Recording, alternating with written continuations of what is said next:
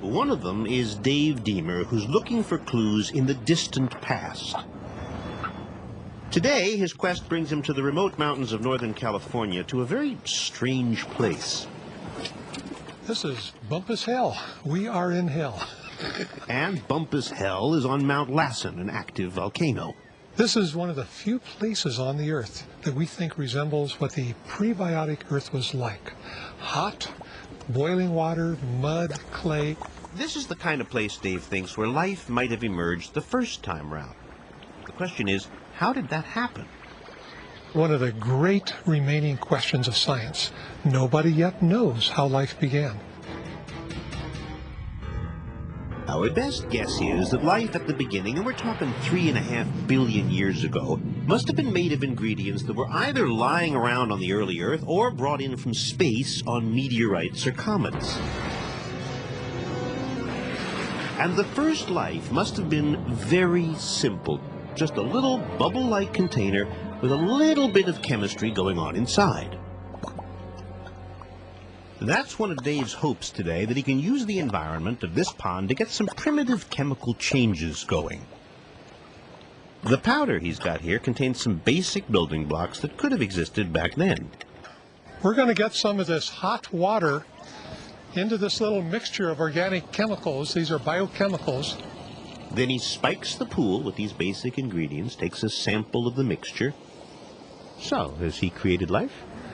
Nothing popped out yet that's wiggling. Well, he didn't expect that. But he is hoping that the chemicals in this pond will be able to build life requirement number 1, a container. Because Dave has already found that tiny containers, kind of like primitive cell membranes, can form on their own. He did it in a lab from chemicals that he found on this rock, the famous Murchison meteorite. There's nothing alive in a meteorite, and yet the components, the organic components in the meteorite, have the property of self-assembly into these microscopic bubble-like structures. And they did it. And they did it. So they can make mini containers from scratch. Then in Switzerland, they got those containers to grow. At Harvard, they got them to divide. At RPI in New York, they got different chemicals to assemble into a gene-like shape. And at MIT, they got a primitive gene to start to copy itself. We know how to make things grow. We know how to make things reproduce. We know how to make things evolve, in a sense. So we can do all those things. And since they can do all this stuff, they say soon they can put it all together and build an entire living thing. Microscopic, yeah, but alive. We feel like we're on the verge of making a huge new discovery. This is coming.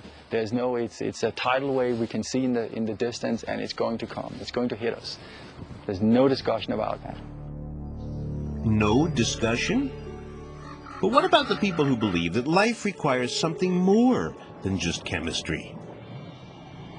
What would you say to the person who said, no, you need a kiss from God or a bit of lightning or something mysterious and magical to go from one state to the other? If I want to talk about this poetically, I think it is a little bit magic. But doesn't matter what you look at in your life, there is magic in that. But still, when Steen Rasmussen and all the scientists we talk to look at life up close, right into a cell, life is not a poem. Life is a machine.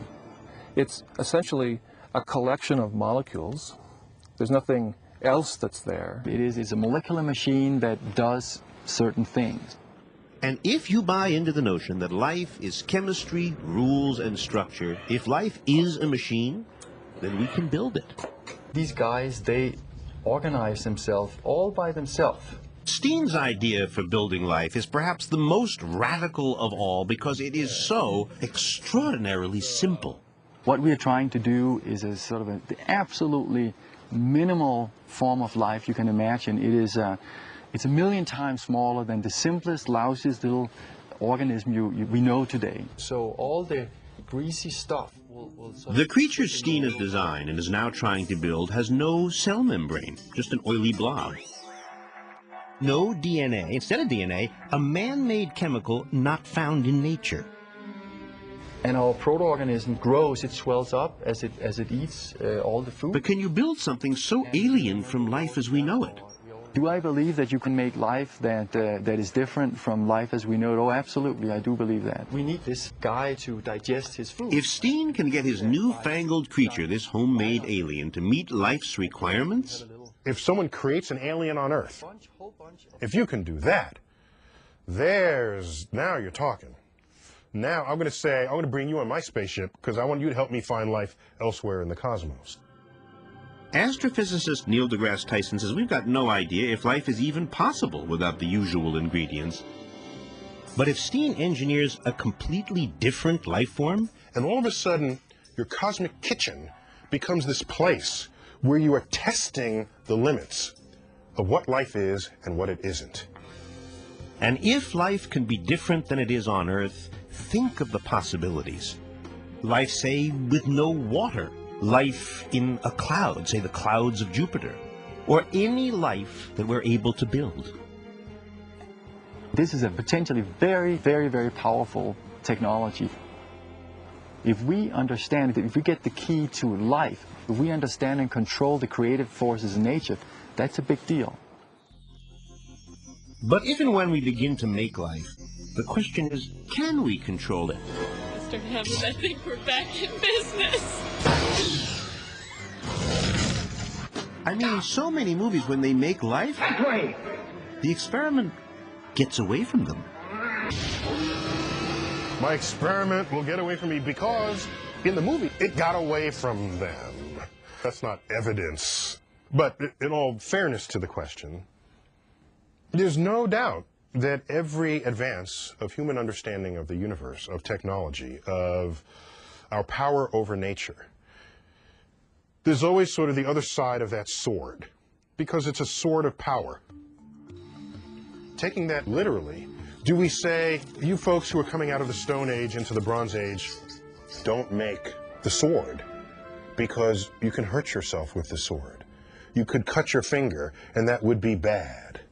Don't make the sword. But they say, oh, but I can use the sword to get food, and I can cut things, and I can build.